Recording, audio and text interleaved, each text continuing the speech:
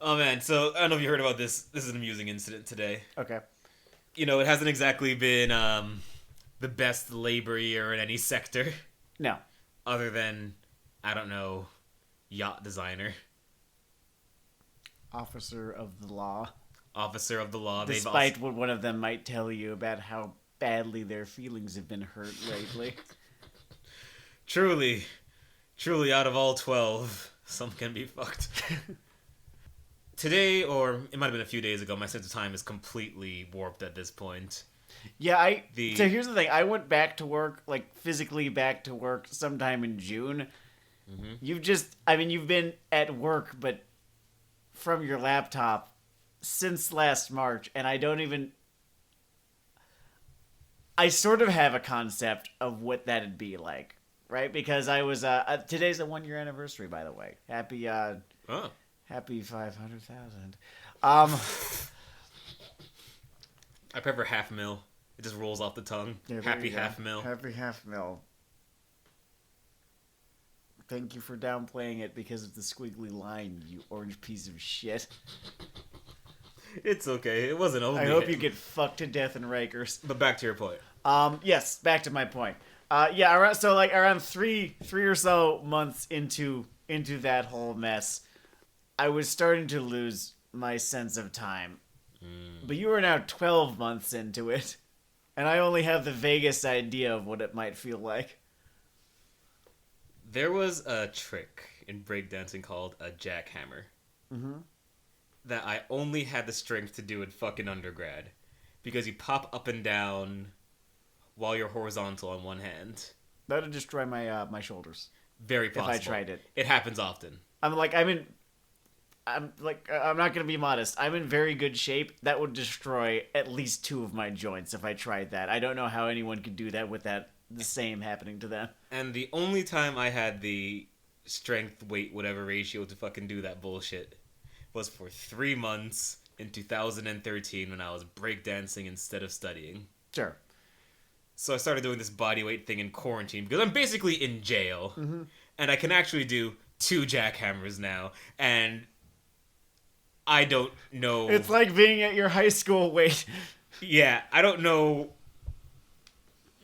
where Monday begins and Sunday ends, but I know I can do 2 jackhammers, and I want to do 3 jackhammers. Here's what was happening. I was doing this thing where every morning I would wake up and I'd just have a morning routine. I would make coffee. I would get dressed as if I was going out that day. I was not. And then I would spend the entire day looking at how many people had died on Facebook. Because at that point in time, I think they got rid of it. At that point in time, Facebook had this whole thing that told you very quickly, you could access it very easily, how many people had died. I've since just gotten off of Facebook in general, probably not the least of which because of this fucking tool and just how... It's fucking potent. It was basically self-harm. Just forcing myself to look at... I think someone has... It's been mentioned before that there's this sort of thing called something not electronic, but social media self-harm. It's not even that. It's but it's basically shit like doom scrolling or exposing yourself to cyberbullying, that kind of thing. Because of something. I don't think know. There's something to that as a concept. Like, you can totally see when someone's doing a virtual kamikaze. Yes. Like, they have those roasting discords or subreddits. Well, just only one subreddit, but whatever. Where, like, you sign up to, be insulted in a roast-like manner. And see, that fucking ruled, though. I did. It does rule. Some people don't do it for the best reason. No, perhaps not. But it does. The content itself... I mean, a lot of things are like that. But, yeah I could totally see the virtual kamikaze being a thing with fucking social media doom scrolling. And I'm glad you got off of the fucking face hole, because what lieth there but shadow? No, I'm just... I think I've mentioned it on the podcast before. I just am on Instagram for the dogs. That's it. That is my last connection to social media. I also... Oh, yeah, you know what? No. I have a permanent link to my partner's Twitter page, because sometimes they will... I like to see what kind of stuff that they think is neat because they will retweet, stuff that they think is neat. A lot of the time it's fun art. I suppose that's a more efficient system than shaking their shoulder at fucking 3 a.m. Hey, what you watching lately? Hey, is anything good on? Every now and again, they will tweet about me, and I like seeing people mention my name, so there's that too. Alright, my original point about this incident that it's not a good, funny thing, but the timing is funny. Oh yeah, you were telling a story. So, the Huffington Post in its eternal downward spiral, a good thing happened in that their Canadian branch just unionized, like, across the board. Oh, that's great. Then, about 5 minutes later, they shut down the Canadian branch. Like, it was so fast you can't fucking believe it. You people say that you believe in things. And I want you to remember, this is the Huffington Post. It's the anti-Breitbart. The lip service mouthpiece of our fucking generation. Mm-hmm. It had a phase where, like, Slate looked like fucking Fox, or at least Centerline C-SPAN relative to what they would put out, just guns out, fuck it. And the second they caught a whiff of a union, they don't even know if it's a powerful union. It could have been the most limp-wristed rubber stamp union in fucking Canadian history. But that was fucking it then. They took that dog out back and shot it, and that's some wild shit. I was, speaking of imposters, I was at the subway today, and, like an actual hard-in-the-paint communist sees my anti-Nazi patch and gives me some literature and makes me feel like, what the fuck have I been doing this entire time? Because I don't actually know that I don't really organize with anyone. Mostly, around, let's say last November, I was just sort of stomping around our neighborhood hoping that a Proud Boy would see me because I was carrying it. I'm not actually going to incriminate myself because I was hoping that we could get in an argument, maybe. You're hoping for some spirited debate. So that's sort of like the extent of the actions that I took beyond, like Danny would suggest a thing to donate to, and I'd be like, yeah, sure. So I was like, yeah, solidarity. I've read the literature. I've heard rumors about this. Spectre Europe, yeah. I love the work you guys do, though. I like the time that you guys, you got rid of the Monopoly piece that's like the fast car. That was really cool. And the money bag, I bet you beat that Monopoly piece too. Good shit. Yeah, it's funny running into stuff in the wild when you have, the freedom to walk outside without dying, which isn't really a feature of the pandemic, and something I could almost relate to about today's show in a really sideways kind of way. I was wondering how we were gonna segue. I am potent. My ninjutsu is fucking great. Because the fucking Pacific Rim universe probably has one of the fuckiest overworld maps to travel in science fiction. I'm thinking of, like, the fucking Gundam map, how there's just a big fucking hole where Sydney used to be. I imagine it looks something like that, except, more of them. Except, like, more of them, though. According to this show, one of them is definitely in Sydney. So, Pacific Rim The Black is the 7-episode Netflix series, anime series, and yeah, I would say that this counts as anime. I don't think the Blood of the Gods quite did. If you have to draw a line between what is anime and what is not anime, I draw the line between Castlevania on the anime side and Blood of the Gods on the not quite anime side. My pithy one for this one is, could this show have progressed naturally if Gargoyles had come out but Tezuka died in his sleep at some point? And I think that Zeus could have rolled around and this would look very different. Especially this one down to the fucking character designs. They're definitely trying to evoke the direct mecha lineage. And, Pacific Rim, just as a cultural product, is DNA level. Amazingly, you could almost say that the original movie, live action though it may have been, was anime. And I don't know that I necessarily agree with you, but I think it's definitely a defensible position.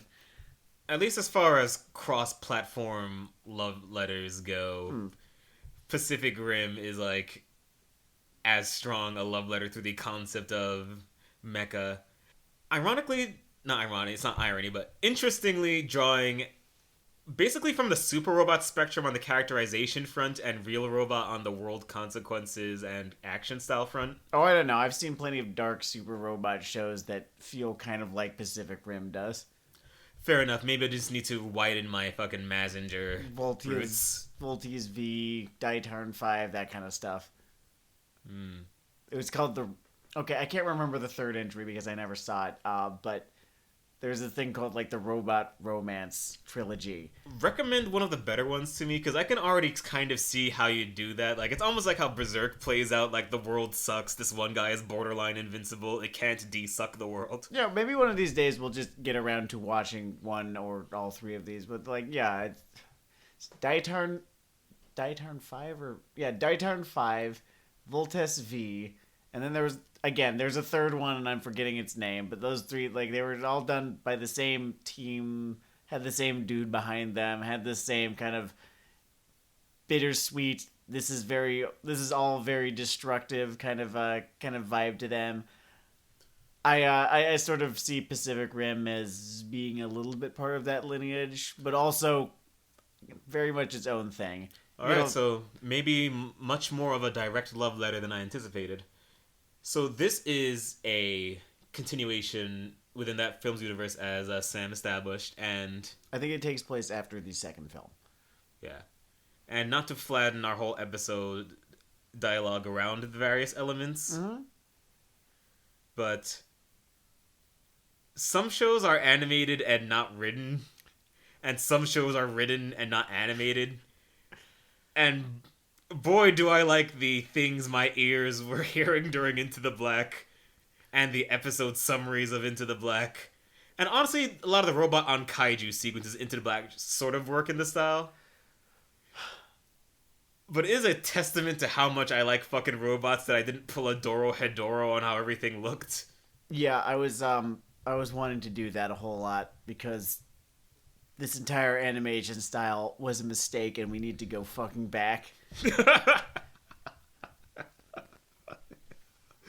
Like, I don't necessarily mind it for some of the between shots and, say, Attack on Titan or whatever, right? But when you have every single fucking movement of everyone's fucking mouth, if you have all of the characters constantly animated in this style, doesn't look good.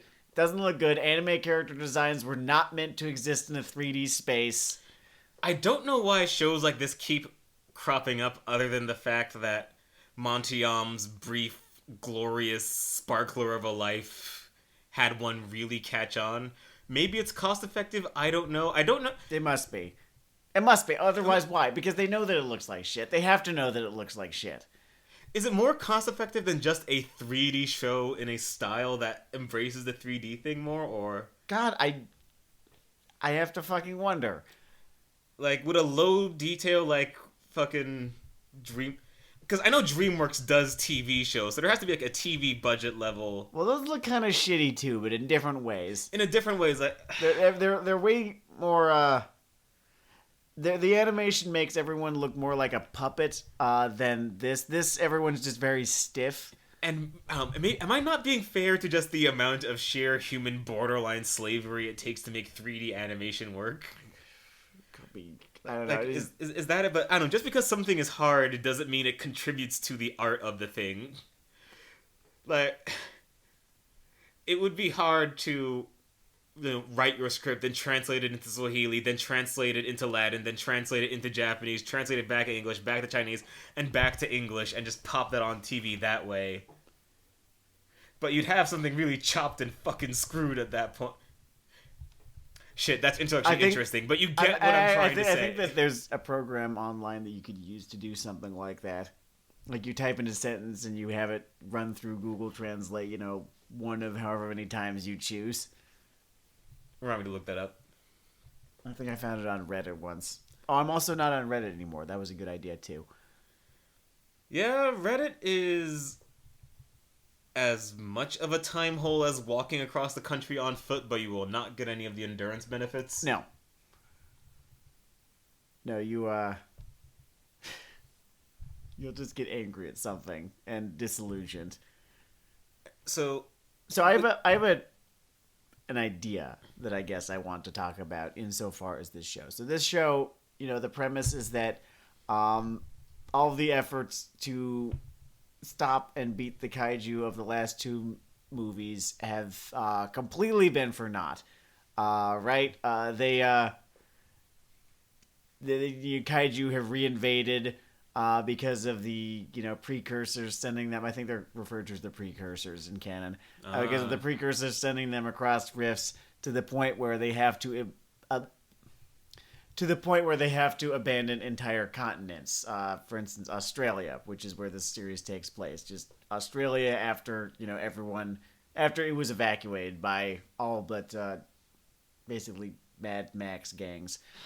in short, it's not going well. But the what I'm getting at, right, is there is this conversation that is had sometimes, especially as regards sequels, when the premise of the sequel is the undoing of past victories, of the previous films. I think the Star Wars sequel trilogy got a whole lot of flack for this. Maybe deservedly, maybe not. I would just like to sort of talk about it. Look at the issue from space right now, and this is basically doing a very similar thing, in that for whatever reason, kind of no reason, the actions that had been taken up to now, right, had basically been for naught. They had been a stalling tactic at best against this thing. And BioWare's The Old Republic, Star Wars The Old Republic MMO did this thing too. It's something that's on my mind a lot because amidst my 17 other nerd holes that people hear about, I'm also into like Western superhero comics. And a lot of the best runs basically recontextualize the premise or origin story in a way that is the same thing but different, but sort of the soul of the thing is the same. An example of this is, I think it was Rick Remender. I might just be projecting Rick Remender's name because I love the guy. It was after Ed Brubaker. But there's this Captain America run where Captain America was essentially shunted to like a futuristic microverse type of setting where he's completely alienated and has to relearn like what's like living and it's a great story, but it sort of makes you but if you're a critical type, sometimes you have to wonder about the value of sort of almost pressing reset on this character. And I think I take it as a case by case basis, which is borderline that answer of it depends on the execution. But I guess the reason why I'm okay with Into the Black's I think it's just called The Black.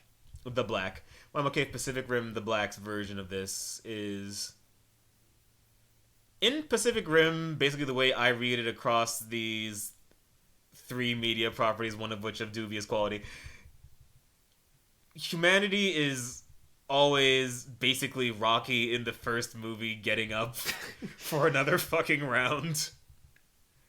And kaiju continuing to come out after these wild nuclear blows of the first and presumably second film. And humanity still maintaining these heroics and still holding on is at least a version of a thematic loop I can hold on to for a while. Okay. At some point, I would perhaps be more impressed if they could manage it in the way that Gundam kind of does these things, where just time goes on and new factions and conflicts emerge. Oh, just in a people way that will always find a fantastic reason to kill one another that they think is a great reason, that they think is the best reason. Exactly. Like the first good reason that's ever existed. They found it. Here it is. Here's the reason that we should be killing one another in the name of this thing here. Like, out of the long-running franchises I love, Gundam is probably one of the best at, like, the eternal thematic loop. Sure. But the thing is that Gundam is about that eternal loop. How violence is just such a part of the human experience that we will never be rid of it. One could say that is because Oh my god, pause. What's the name of Gundam's creator again? I'm having a Yoshiki Tomino. One could argue that Tomino knows how to play the goddamn game and looping it in that way. Like, think of like maybe he thought about how the mechanics of these franchises work. Mm-hmm. If you know the kind of space you're entering and you can build room for that kind of looping yourself, you're another kind. Like, think of why we love those FromSoft games so much. All the video gamey stuff they just bake mechanically into the storytelling. Sure. Where I am going with this is that in terms of eternal thematic loops, I give Pacific Rim's like a B. Okay. Like, it's not as elegant as some I've seen, but I find it maybe No, a bit less I distracting. definitely do not think that it is. If I were to say a franchise where I am starting to sort of squint a little, and here's my called shot of the episode, Eva's fun. Evangelion is fun. If your ass comes to the table with the same story outline, ooh, but he went in a slightly different direction with this character, my fucking ass. I just think it's everyone, the world, not just the people of the world who watch this show, not just Hideaki Anno, but reality itself, just so rejected the idea that it was over, that this was it when End of Evangelion premiered, that the universe contrived itself to create more of Evangelion until they got it right this time, until they could really like wrap their fucking heads around what this thing was and how it made them feel, and until they were satisfied, because they were so denied catharsis before that they were gonna have it this time. And Anno was like, okay, fine, I'll give it to you. Maybe. He kind of like played coy there for a while, because those first two Rebuild films were, yeah, this is just gonna be like a kind of softer version of it, and then 3 comes out. No, this is Evangelion. Who the fuck did you think you were dealing with? Great. Solid point.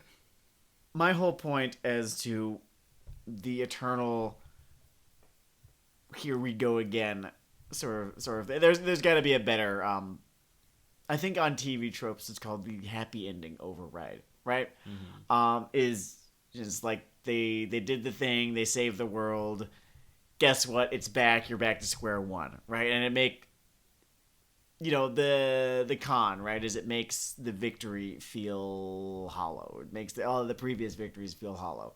And, you know, it can come off as dramatically lazy. But the thing is that it doesn't feel, to me, always at least, so much of a cynical fabrication of, you know, okay, so they liked it the first time, they'll like it if we do it again the exact same way the second time. It feels less like that to me, because this sort of shit just happens in real life. Throughout history. A whole lot of the time.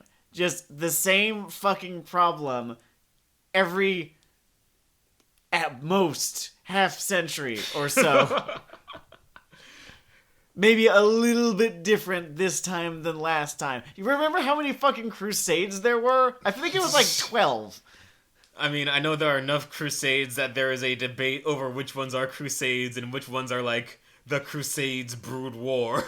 Oh, so like arguing over which of the Fate series count as the main canon and which are side canon, what is Gaiden and what is numbered. It's like that, only the Fate series is way worse than the Crusades. You will get no argument from me here. No. I do dig that, and honestly, if you want to get reverse cinema sins with it, something that is kind of a free gate with them is that the heroic ending of the first movie is basically them nuking one city in another world. And after you nuke one city in another world, the next thing they might do is get testy. They might have some issues with you. I really liked the way that first movie played, just like, in terms of loosely sketching something in a way that gave it a sense of scale, just this whole alien civilization just looking up at this thing coming down. Oh no! And I got to learn how you say, "Oh fuck me" in Alien. It's a very useful series of gurgles to have as a diplomat. So premise-wise. Okay, so premise-wise, In this time series. our focus sort of comes in on these two kids, which kind of gave me this borderline bait and switch impression of what kind of show this was going to be, to the point where I wonder if they lied to the fucking producers or something. But it's focused on these two kids who are kind of this military legacy, like their parents are Jaeger pilots. The older of the two was training to be a Jaeger pilot prior to, shit going down. You could call it like the Shiganshima incident. I think it's actually just called the inciting incident, but when the inciting incident is a complete disaster and your parents are torn from you and the world all but ends, or at least your sort of little sector of the world all but ends. I sort of refer to that because it's you start notice this thing happening in anime. Oh, I'd say a little bit, around 2013 thereabouts, a little bit after 2013 maybe.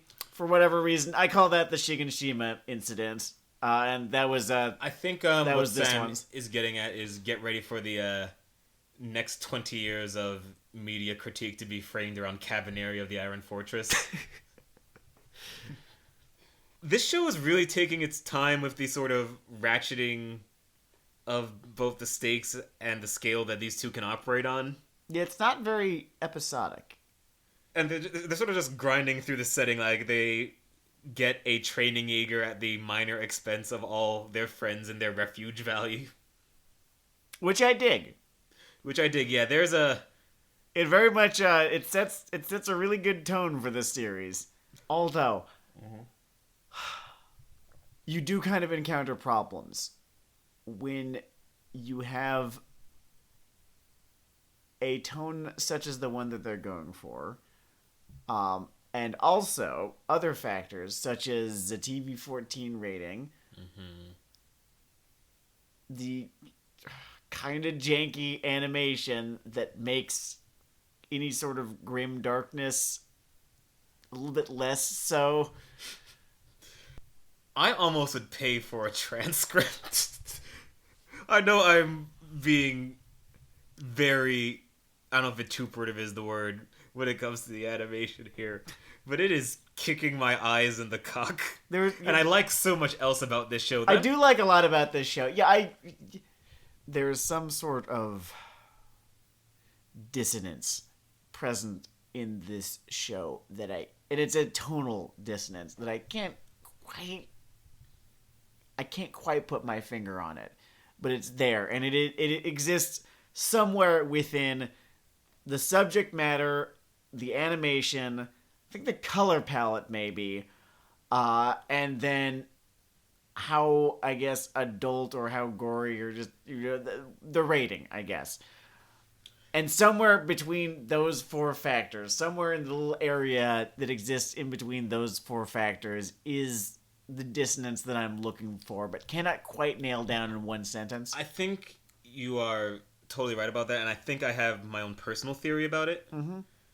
Because basically whenever someone says like a teen or YA thing is good, and I find out it actually is good, and they're not just fucking lying to me, I'm looking at you, girl who told me to try reading A Mortal Engine's excerpt, and have you ever just like started being less attracted to someone in real time as you consume something? It's crazy. But I just remember like those first two Hunger Games movies and thinking that Woody Harrelson was very funny in them.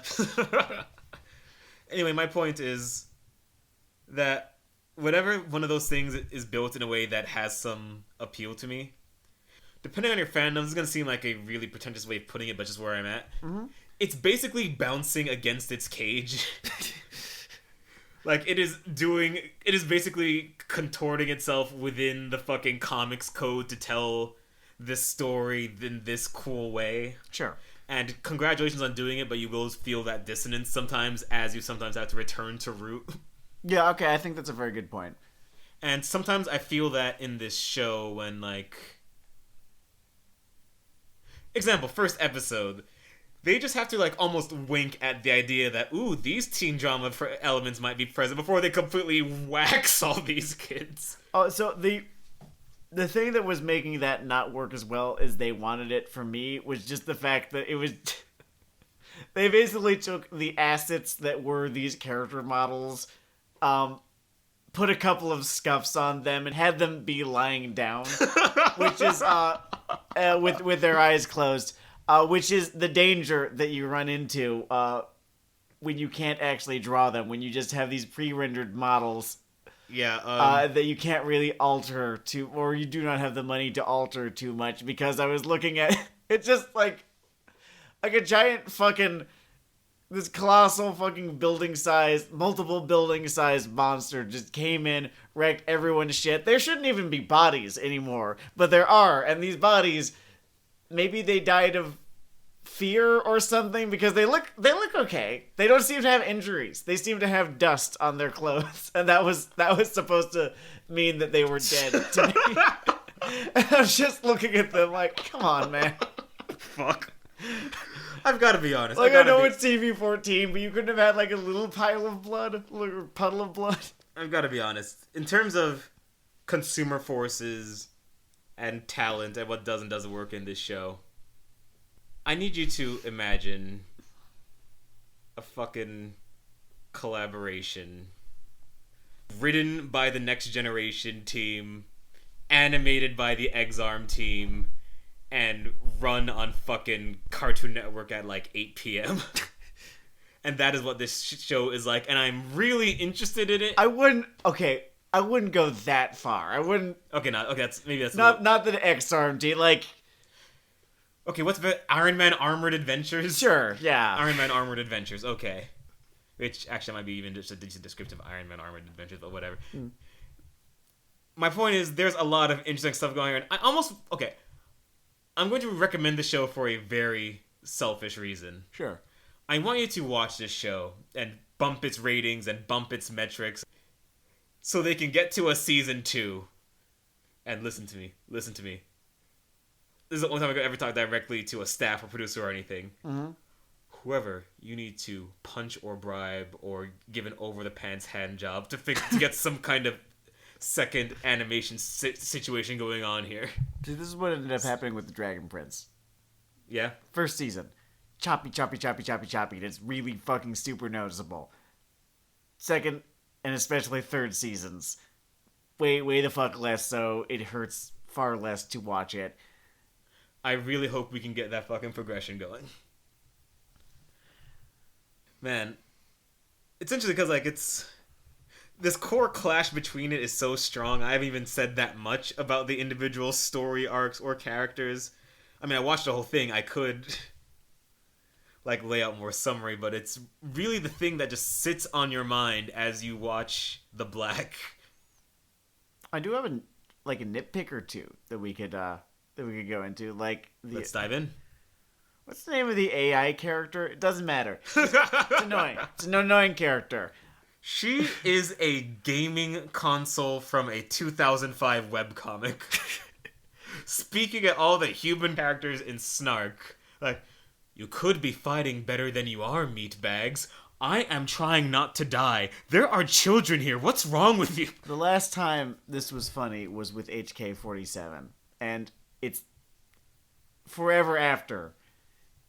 Was it a cliche and was it boring? And it has not stopped being a boring cliche. Like, you know, cannot process better dialogue. Like, I'm remembering fucking Mass Effect, right? Mm-hmm. And Edie. And how she was this really interesting send-up to the sarcastic computer because she was very well-intentioned and liked humans and people. And, you know, she had wit or something to her. But she was this great anti-HK47 who was a humanist. She was like an AI humanist, and that was really clever. And it was nice. We're just sort of back to... So, in the final episode, while she's just kind of sitting there... or while the Jaeger that she inhabits is just kind of sitting there because they had business to conduct on the ground. The sort of, I guess, main antagonist of the season, which is just this kaiju that has been following them, They have sort of a Dahaka setup. They got kind of a Dahaka, except he's 60 stories tall. Finds him, finds the Jaeger, attacks the Jaeger, and there's this moment that would have been more funny had this AI character not just spent the last 6 episodes being the fucking... I don't even remember the name of the fucking character, but the Xbox robot from Control Alt Delete. I think it's Xbot. Sure. The Jaeger is about to knock her down and start tearing her apart, and she just she actually sighs and says, "Of course." And had she been straight-faced this entire time, and then picked this, like, straight-laced patient this entire time, and picked this moment to be kind of sarcastic, that would have been fucking gut-busting. Just because the AI has more personality than you thought they did. Or, it's a fun little subversion of expectations right there. But she's just acting in line with the same fucking cliched, like, humans is so stupid kind of thing that has been out of style for so goddamn long that I don't know why they thought they might try and bring it back, because... I don't know why we still do this after how fucking fun Data was, for one thing. Yes.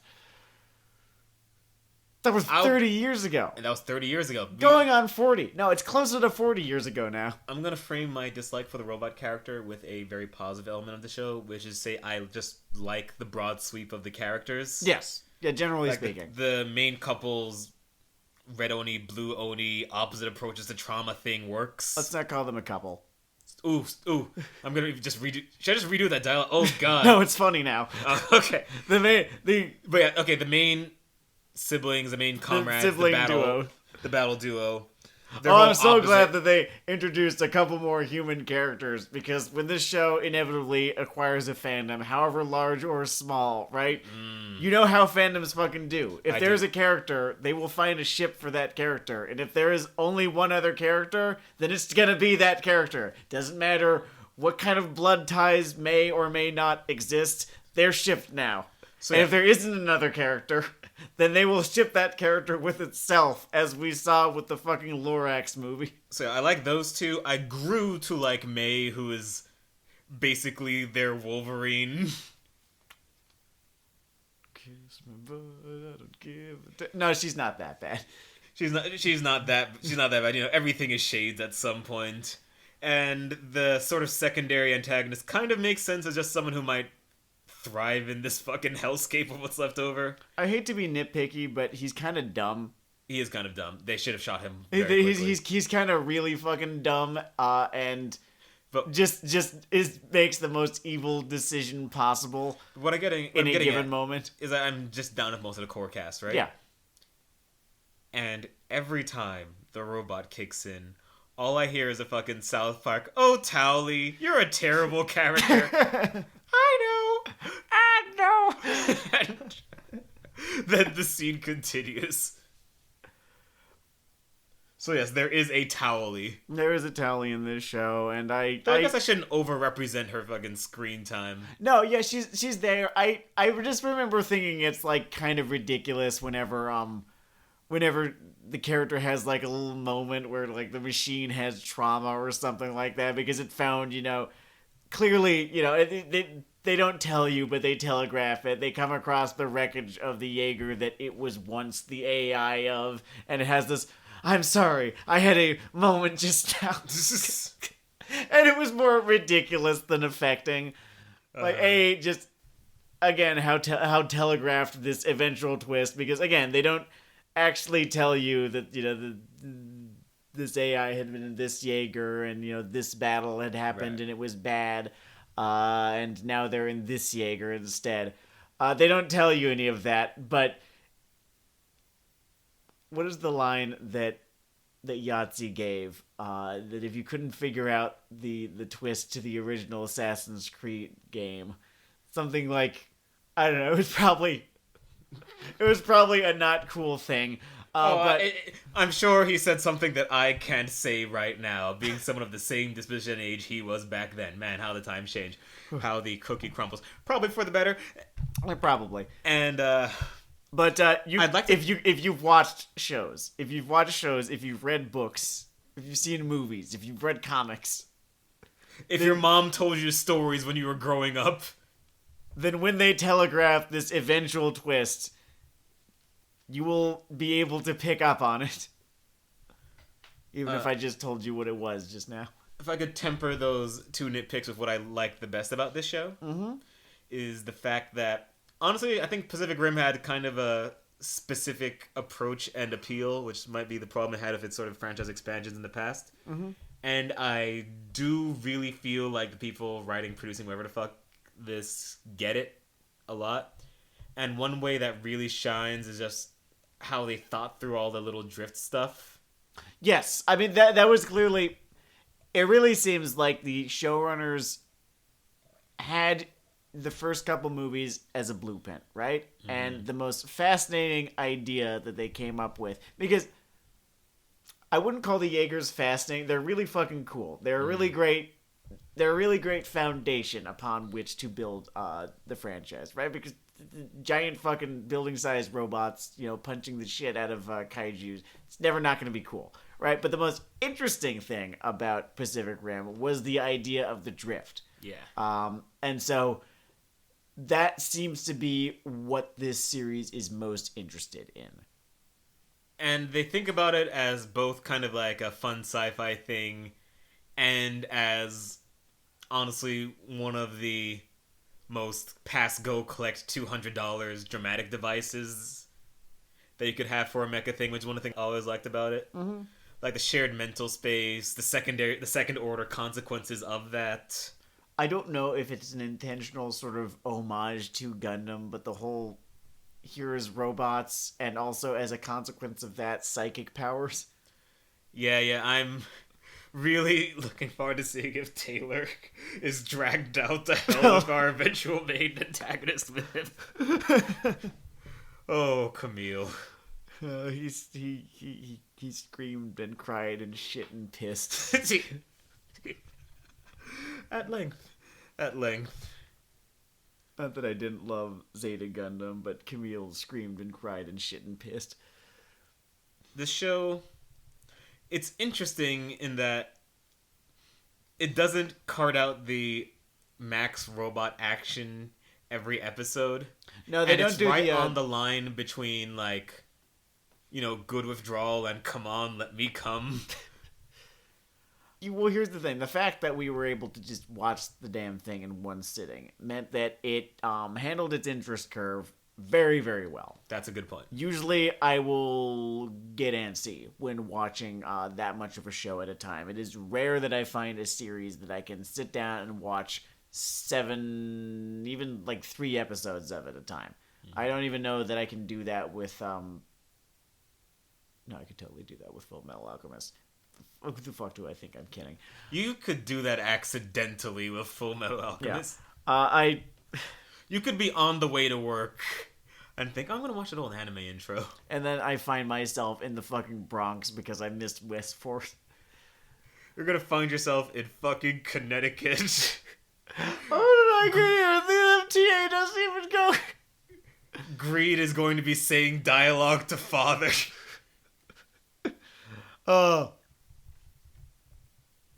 Wait, when does... Yes, okay, no, I remember now. They don't share scenes until later. They don't share scenes until later, yeah. But I feel like Greed dies before they get to Father. He's part Second Greed dies. Yeah, I'm okay. thinking... Go Sorry, on. Second Greed stands out so fucking much that I just sort of think of him as Greed as my default thing in my fucking head. Sure, yeah, I think he's sometimes known as Greedling because Greed and also Ling. Greedling. I dig it. This is great. It's a great little nickname. It's like it's fun to say, and it is indicative of facts about his character that the first Greed did not have. It's nice when good things come out of fandoms. Very rarely do they. Some very bad shit's gone fandom lately. In case it spills over to you, you need to get caught up on your whole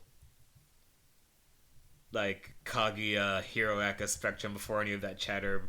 See, remember when I said earlier in this episode, though, that I was completely divorced from social media now? So that shit ain't happening. He is unfettered, everyone. Look at him. walking through the air above and beyond all things. Anyway, in a heroic moment, spoiler, spoiler, spoiler, within Into the Black, the brother of our sibling pair here, does a single man drift for a bit. Well, they start this thing called ghost drifting, where you almost like partner with someone's memory. You partner with, I guess, a memory / psychological profile that the AI has stored, more or less. I get like someone's psychological imprint. That's interesting. Why don't they just do that all the time? He thinks some of those memories are his now, and they have not sorted that out. I've loved the idea of having memories that aren't yours ever since they kind of alluded to that in Mass Effect 2. Like, remember that one mission where you go into the Dead Reaper and you like see recordings of people remembering shit about one another because of weird Reaper shit that happens? I don't know. There's something about that just is super fucking cool to me. This psychological horror thing of just the walls of your mind breaking down and things are let out and other things are let in and you do not know what is yours anymore and what previously was someone else's. I always love things like that. Like, that's the kind of thing you really come to like soft sci-fi properties for. Yeah, because it's ridiculous when you look at any sort of hard sci, but like it's a fun idea. It's a fun idea. It makes you thankful that books like Star Maker kicked down the door 70 years ago and said, "But what if?" What if? Use your best fucking hardcore history voice. Imagine, if you will, Australia is a ruin, and the only way to get through it is improving your relationship with your sister. I don't know why. They're very different sci-fi writers.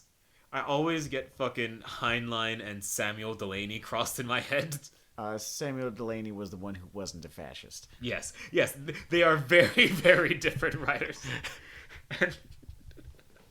And I think I need to reread a book by one each, and then read Heinlein and be like, oh no! Oh, troubling. Sorry, those are my bullets when it comes to Pacific Rim Into the Black. Yeah, I think... I said Into the Black again. Pacific Rim the Black. God damn it. Let's just start again. So yeah, those are my bullets when it comes to Pacific Rim the Black. It's almost cliched to say this, but, this has promise. I'd like to see where it goes. It's definitely a pitch season, right? Yeah. The way that Castlevania's first season was. Although I thought that Castlevania's first season was fucking flawless. Castlevania's first season, that was all they made. I still would have just been, like, doing little chef's kiss kind of thing. I would have been trying to convince myself that I should have smiled because it happened, but no, I would have been fucking blue balls if they had stopped there. Fair. I would have been going around being like, yeah, but isn't it cool that there was an adaptation of a video game property and it was like really cool instead of absolute garbage or sanded down to nothingness? Oh, by the way, that Sonic the Hedgehog movie, it was sanded down to nothingness. That movie makes me wonder, what is the point at which a media property doesn't exist? I hated it more than I would have had it been absolutely fucking terrible. Because it could give you that Cats kind of joy. And they want to keep that from us now. They're afraid. They're afraid of the fire. But when you said this has potential, Pacific Rim the Black, so like not Sonic the Hedgehog movie, there will never be a good Sonic the Hedgehog. It didn't have potential. When you spend that much time and effort on a story, just... I feel like we talked about this in an earlier episode, and we're just repeating what we were saying. All right, then we'll jump off the point. Okay. But yeah, money talks. Sometimes you don't want to listen. Yeah. Here's my sells, but sometimes you have to wonder who's buying. Pacific Rim the Black having extra potential. Yes. Those old fucking Artemis Fowl books said, like, if a plan needs more than 3 things to go right, it's a bad plan, right? Yeah. To be good, the Black does not need 3 things to go right. It needs 1 thing to go right. It just needs the animation to go right. So I think we can all just buy in here, and it just has a better shot than a lot of things I've given more credit. Yeah, I think it's got more interesting shit that I want to see more of than I think Blood of the Gods ultimately did. I find myself cooling on that series just a little bit as I get further away from it. I mean, I think Blood of the Gods has the problem that it's not exceptional in any one way. Like, Yeah, that's the thing. Blood of the Gods is fine. It's not. No one in it is too particularly interesting. The action scenes are all better than 5 out of 10. honestly, we are probably just a little starved of great things in that particular tradition or lineage. Well, no, Castlevania. Mm-hmm. It's not that we're starved, it's that we're gorged. That's the problem. I need more chicken. It's a buffet. See, because We've gotta have more chicken. that's what happened. That's exactly what fucking happened. We got Blood of the Gods, in the wake of Castlevania. And Castlevania is, it's written by Warren Ellis. It's animated by people who are just absolutely in love with what they are doing. It was the easiest sell I've encountered in something in some fucking time. Honest to fucking God. So you have that, and then you've got Blood of the Gods, which is, I guess, what we're now talking about, even if I previously clarified that I do not think that it's anime. I mean, we're talking about a Netflix original. It's related. Okay, sure. Yeah, fine. And then you have Blood of the Gods, and it's kind of melancholy in a way that's not exceptionally interesting. It's interesting enough to keep you watching it, I guess.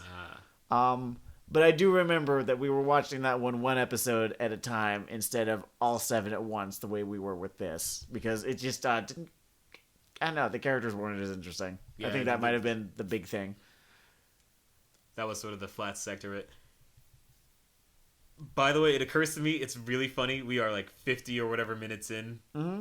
This is the first time we've mentioned it's a Netflix fucking original. Into the Black. I mean, No, the no, Black, not no, Into no. the Black.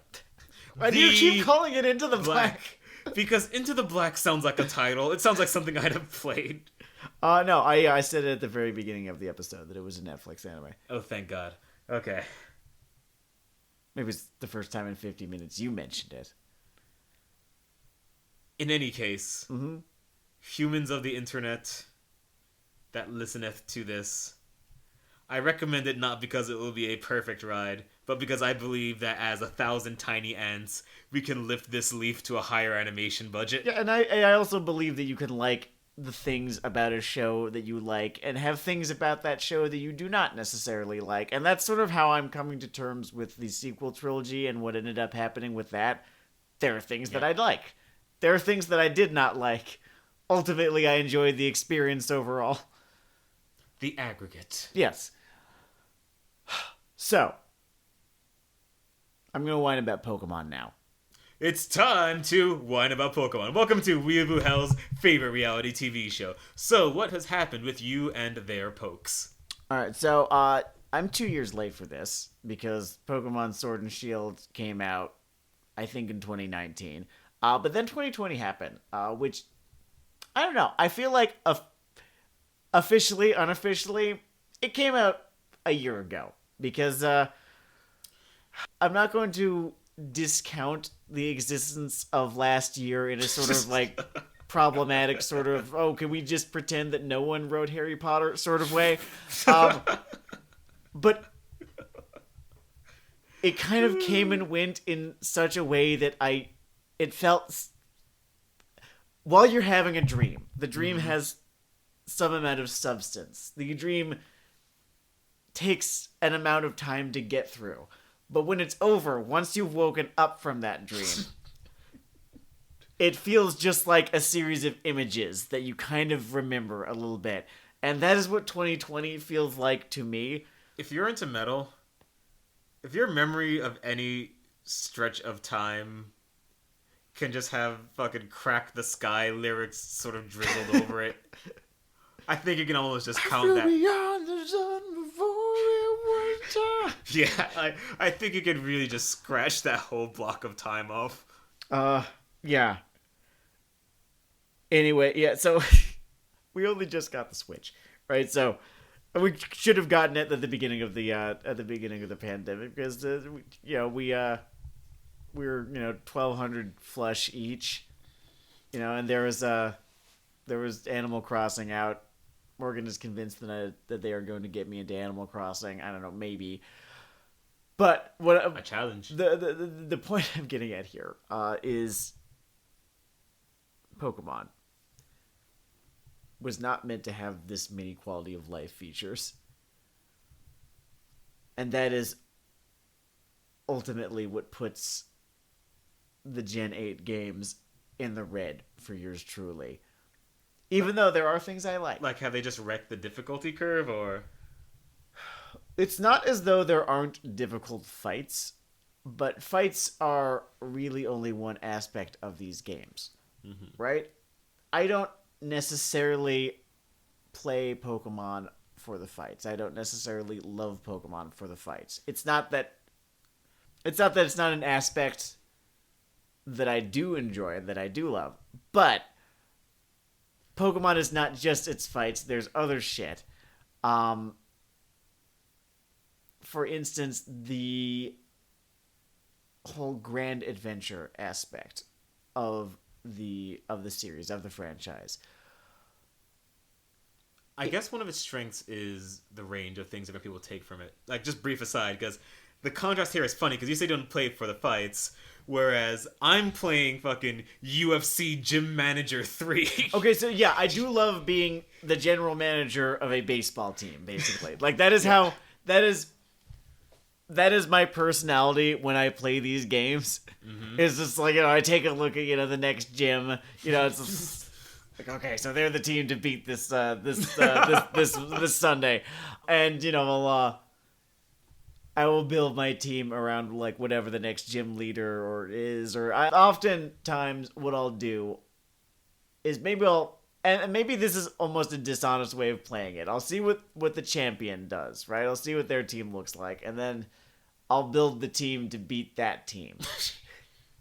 Or if I'm playing a little bit more honestly, I'll build the team full of, shit from this generation, new additions to the roster, and maybe a couple Pokemon from previous generations, right? And I'll build it to be as versatile as possible, able to win as many battles against as many varieties of team as there could be as possible.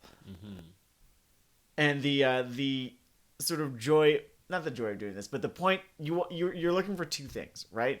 You're looking for type coverage, right? Which is to say, a Pokemon of a certain type comes out against you, and you want to be able to kill that fucking guy. Okay, crosshairs. Now, there are, I believe, 18 types, right? At this point, I think it's 18 types. And you have... I'm making a thinking face. You've got 6 Pokemon on a team. Each of these Pokemon has 4 moves. You can have 24 moves. Conceivably, 18 of those moves could be of one type each. So, any one Pokemon comes out that has a weakness against one of these types, right? And you've got them. But there's also the aspect of type diversity. That has to do with you. Now, type coverage is your ability to, hit, kill any one Pokemon that you come up against. Type diversity is your ability to avoid having that happen to you. Having it happen so that no 2 Pokemon on your team share a weakness. And if they do, then they better be bringing something extra special to the table. I take it this is extra important if you're one of those weird Poke PvP people. Yeah, I'm not that nuts, though. There are deeper shades than ours, folks. There are deeper, darker waters in which things that look like Jaws but are legally distinct. I draw the line at IVs. EVs, sure. I'll do EVs, maybe. IVs, look, if it's got a good nature and I know, that I need to kill this many Machops in order to EV train it on attack, that's good enough for me. For comparison, I'm playing Absolver, a game where you build a thing called Combat Deck, and the different moves you can put in your Combat Deck have frame startup data on the service for you to read, and I have never effort trained anything. Yeah. But your point, as in terms of back to your point here. Back to my point, right? So that is that is the one of the joys that I get out of this is the team building thing. The fun of that though is that in the games that I have liked in this franchise, you have, a pool of Pokemon with which to build your team.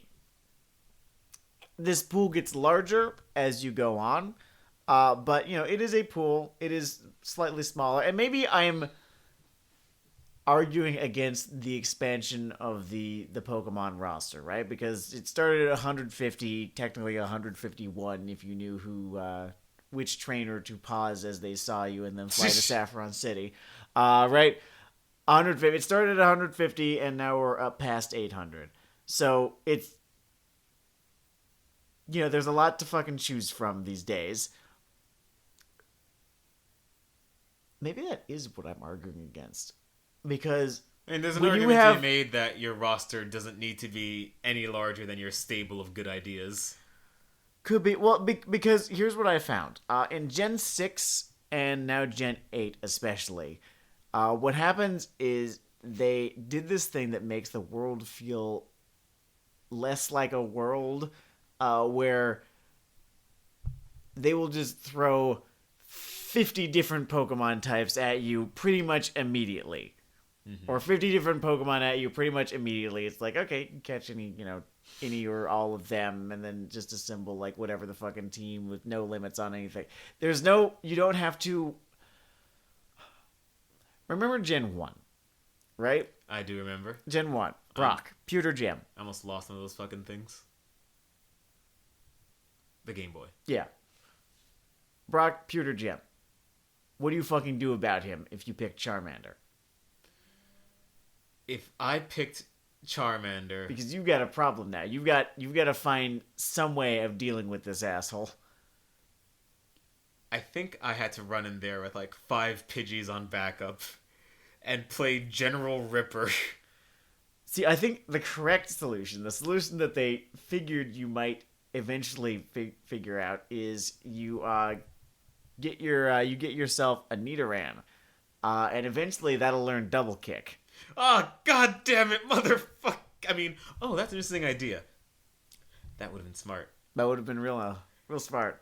Have you ever sent men to the trench, Sam? You get a Butterfree. Have you ever watched a machine gun chew them to mulch? You use Confusion, and hopefully, your special attack is such to the point where they do not get a strike in on you, because if they use fucking Rock Throw, you're done for. Have you ever looked into a Pidgey's eyes as the light strained out of it, Sam? Because I have.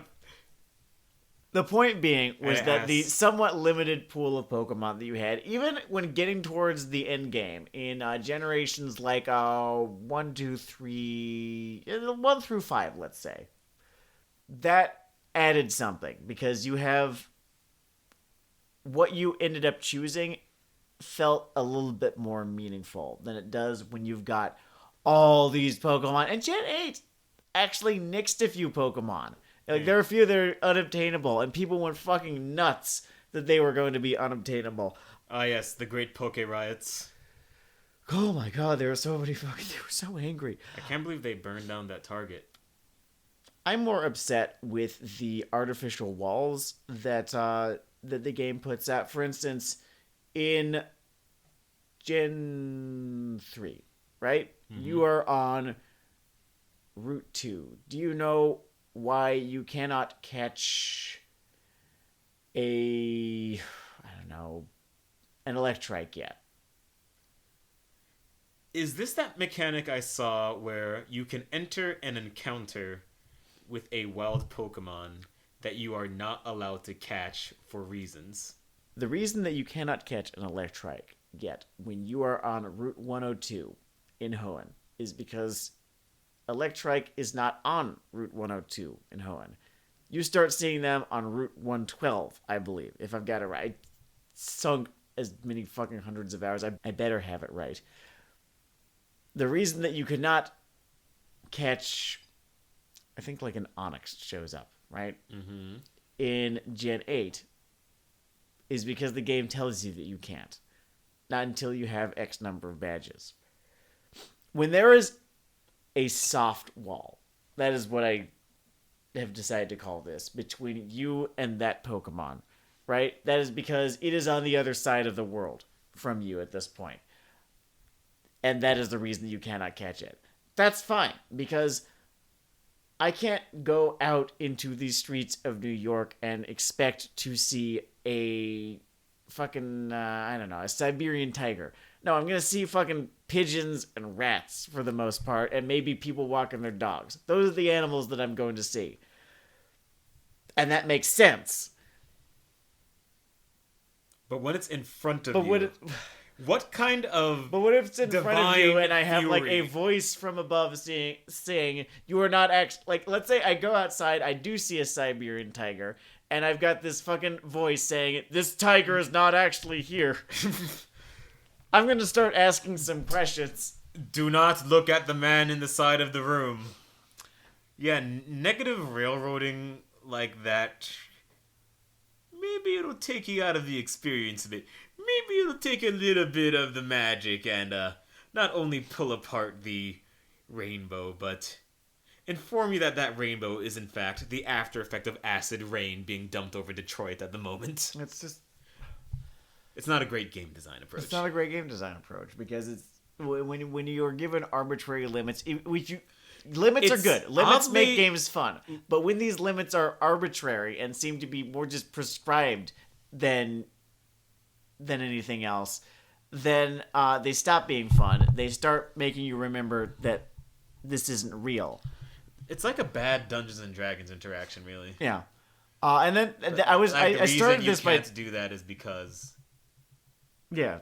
because the DM did not write that content. Ultimately, here's the thing. Ultimately, insofar as railroading in D&D goes, the DM's not going to be able to write everything. So when the player makes some weird fucking decision that the DM does not have an answer for, because like they're not fucking omniscient, they're not going to know that you were going to do that dumbass thing. I That's going need to change go save everything. my father. Then you can be railroading. Like, no, I didn't fucking write this campaign to be this way. But yeah, catching Pokemon is like a base fucking function in this. Yes, thing, it is, and it is the weird. I get it. Especially it is the most basic promise of this franchise. So if you're going to put that Pokemon there, then I'd better be able to fucking catch it, conceivably. Maybe it has a lower catch rate or something like I don't know, but just the whole open field thing in Gen 8 was an interesting experiment that I do not think ultimately worked. And and you have to. that is why this system is here, by the way, because you could conceivably, I think, not everywhere, but go to a whole lot of places really, really quickly, pretty much immediately in Gen 8.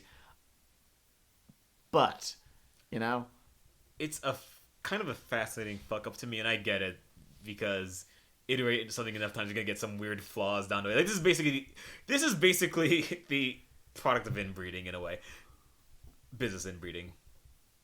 But it's such a basic fuck up because if you decide you're down to risk a little Roni and you want a physical copy because all servers die,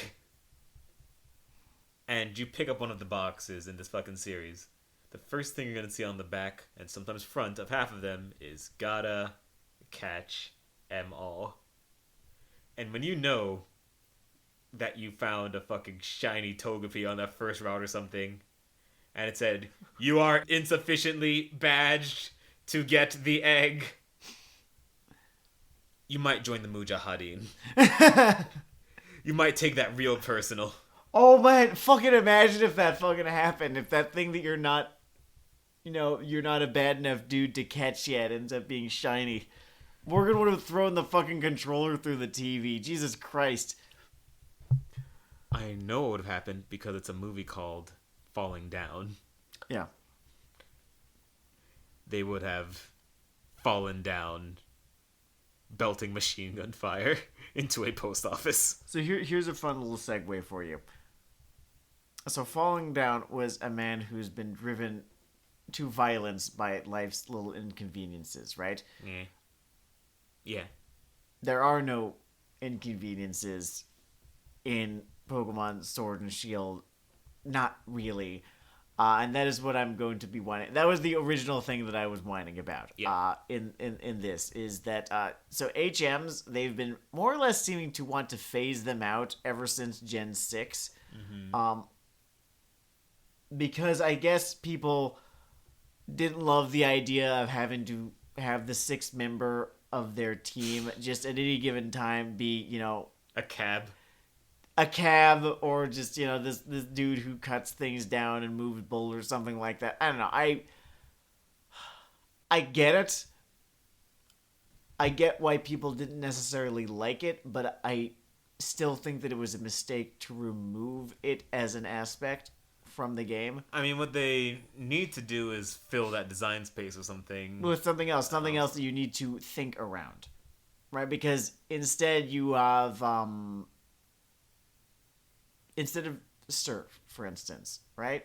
You have your bike just floats on water. My solution, extremely inelegant in a way, but the fucking Bismarckian solution to this is just make HM its elements equivalent of Hyper Beam or fucking Blast Bird or whatever. No one will ever notice again. I disagree with that only because It'll make Blast Bird less special. Yeah, it would make all the other moves less. But it would get samey. I also like how with Fly they fuck off for a turn. Oh yeah, Fly. I mean, someone's always gonna have Fly on my team, and someone's always gonna have Surf on my team because I'm just gonna have a water type and a flying type, or at least someone who can learn Fly on my team, and they're gonna know Fly. And they're going to know Surf, and that's just a constant in every single game I've played. I mean, I do somewhat appreciate that this allows you to open up your team to have greater move diversity, rather than not just having to have a flyer and a swimmer on your team. Sure. But Capital B. I think there is so much less thinking that you have to be doing in Gen 8 as a result of all of these quality of life updates. For instance, the ability to access the box from anywhere. You can do that now. You can access the box from anywhere, or the PC or whatever from anywhere. You do not have to have HMs. There's other shit. In short, be careful about how much of the actual gameplay / thought you send off your game. At some point it becomes autopilot, and then you are just kind of watching an animated series. You have to fiddle with the remote for 20 minutes at a time for some reason between cutscenes. So there are things that I liked about this, because they have character animations now, and this is almost a give and take thing, because the give is that you no longer have to kind of come up with a personality for the protagonist yourself. They now have a personality. The take is that you can no longer come up with a personality yourself for the protagonist. They now just have a personality that you've been given. I can't see anything for the fucking Hoenn dude, but the fucking Nuzlocke guy now. It's fucking infectious. No, I it's just a long-suffering, frustrated. Yeah. It's great. It's great. Anyway, children of the world, we have loved talking about Into the Black. Motherfucker! God damn it! Shit! Fuck! God! From now on, I'm calling you Dragon Turtle. Jesus. We have enjoyed talking about Pacific Rim, The Black, and Pokemon, Into the Sword, and Into the Shield. But we have got a mosey for now. This is Weeaboo Hell. I'm going to press my It's Weeaboo Hell. into the stop record. Fuck me.